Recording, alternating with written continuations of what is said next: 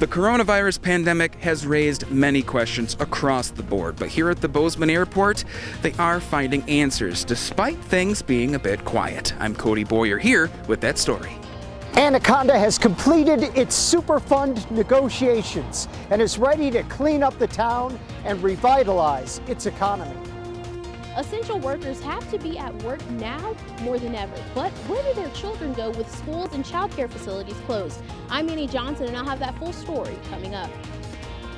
Well, happy May Day, Southwest Montana. Just ahead of 6:30, Chet Lehman, Caitlin Corbett, Matt Elwell with you here. Nice rain showers for spring yesterday, a beautiful sunrise this morning, and it's Friday. Oh, it is Friday, and it's going to be a marvelous Friday. Lots of sunshine. That's good news for us as we're heading into the morning. It's making for some beautiful sunrises. I'm going to show that to you coming up.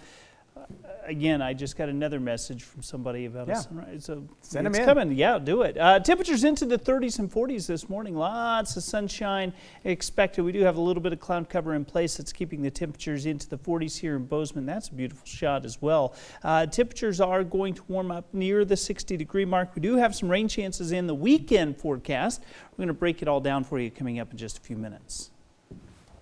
All right, thank you very much, Matt. It is 6:30 now as the Montana Airline Association reopens in the middle of the COVID-19 pandemic. Are you ready to travel in an airliner? And how many people are?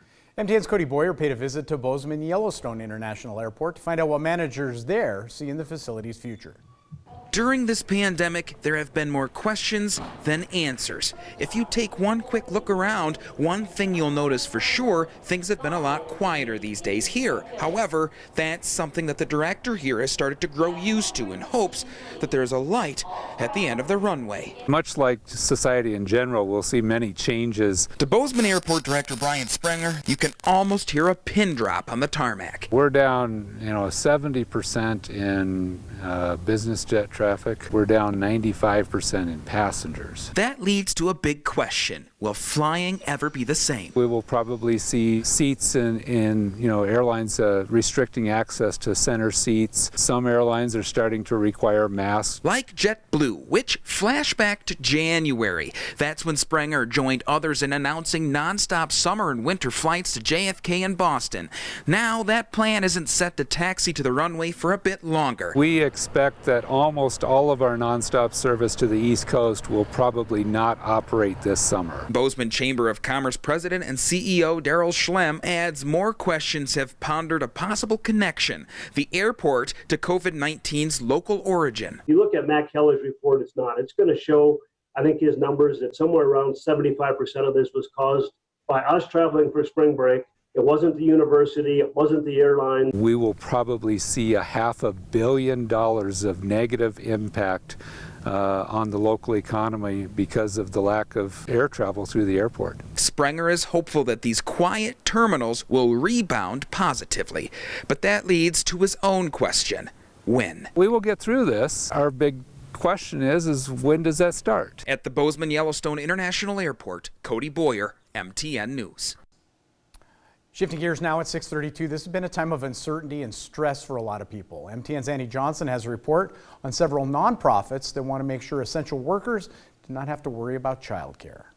When schools and child care facilities started closing, a lot of parents were able to stay at home with their kids. But what about essential workers? Where do their children go when they're needed at work now more than ever? Our charge was to take care of the kids and ensure that there were options for working parents so that they could go serve our community and do their job, and their kids could be in a safe environment and having fun while parents had to work. For the past 5 weeks, the Gallatin Valley YMCA has been hosting an emergency care camp for children of essential workers. They sense stress, they sense unhappiness, uneasiness.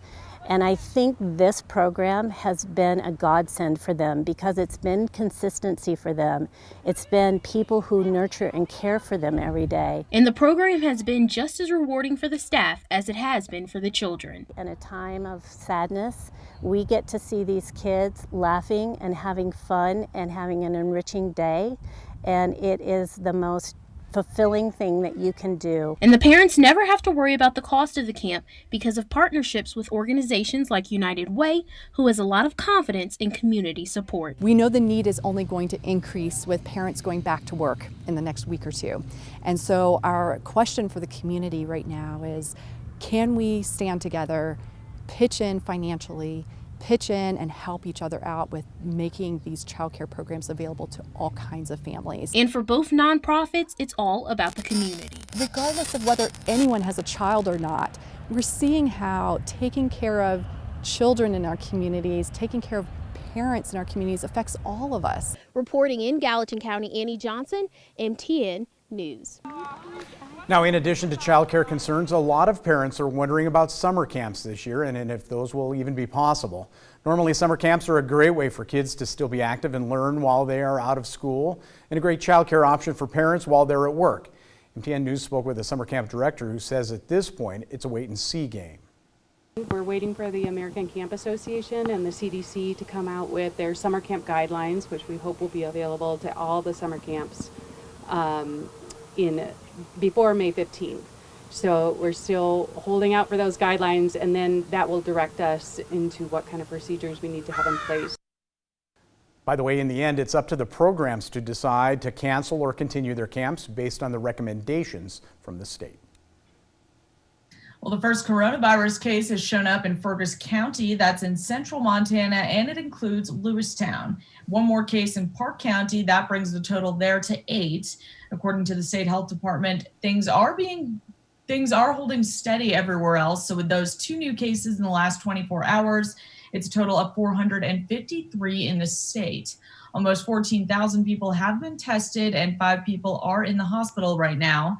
16 people have died in Montana from coronavirus.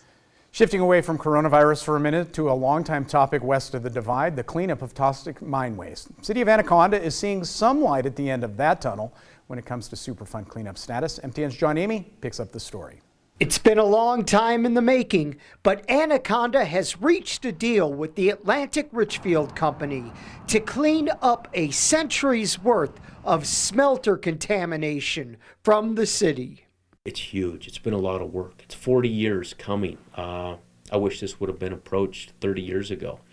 The deal will include more than $100 million worth of cleanup of arsenic and lead contamination from yards and attics in the city over the next 5 years. Our goal is to remove ourselves as a Superfund site. We want to clean it so we're on an equal level as other communities so we can develop and go forward. The agreement also provides Anaconda with about $29 million over the next 25 years. Our hope is if the money's used correctly, we'll be able to revitalize this economy and create the community that we all envision. It's on this property, in the shadow of the old Anaconda stack, where the city's going to decide to invest up to $10 million of revitalization money to build a Best Western hotel here. We want to be more of a tourist type attraction. We got a lot of great things to offer, but we don't have the living, hotel facilities to accommodate that. In Anaconda, John Amy, MTN News. Time now 6:37. A 26-year-old Butte man is hospitalized after being shot multiple times, and a 21-year-old man in custody in connection with that shooting. Police found the suspect driving on Arizona Street, and a pursuit ensued before the shooter crashed his truck near 2nd Street and then ran from police. He was captured in a yard in the 1000 block of Wyoming Street. That victim is being treated at St. James Healthcare, and the condition of the victim has not yet been released. In other headlines, residents at the Big Sky Senior Living Center in Butte were treated to quite a parade yesterday. Almost 100 vehicles lined up along Elizabeth Warren Avenue before making their way past the residents. Cars honked, kids waved, and even some tears were shed as families got a chance to be reunited, even if it was only for a few minutes and from social distancing. Well, it means a lot to these people that live here. The folks, they've been looking forward to this all week. They made signs. We had them just getting ready for this event. And, it's just the Butte, the city here of Butte, just giving us their support as well. There was a couple residents with tears in their eyes that I saw. It was really amazing. So it's been a good thing for everybody here. Jager says the center planning more events like this as visitation restrictions continue. I know that means so much to those residents. I think that's awesome that folks took a little time to go do that. It does. I love to see the parades and trying to see people cheering each other up during these times. It's great. For sure. Time now is 6:38. We're going to take a break, but staying at home, it can seem easy, but it actually involves a lot of stress to our lives. And with that can come weight gain. Coming up, how to avoid packing on those extra pounds while staying safe at home. First, let's find out what's coming up on CBS This Morning. Good morning to you. Ahead on CBS This Morning. A majority of schools won't open for the rest of this academic year. We'll hear from parents who are just overwhelmed trying to teach their own kids from home. They say it's a lot. Plus, in our State of the Testing series, the governor of Michigan tells us how testing is being ramped up to help determine when the state can reopen again. Also, socialization in this new normal. How to reconnect with those we've been separated from during this pandemic. Can't wait. And we continue to remember the lives of those taken from us by coronavirus. Those stories and more we'll see at 7 o'clock on the dot.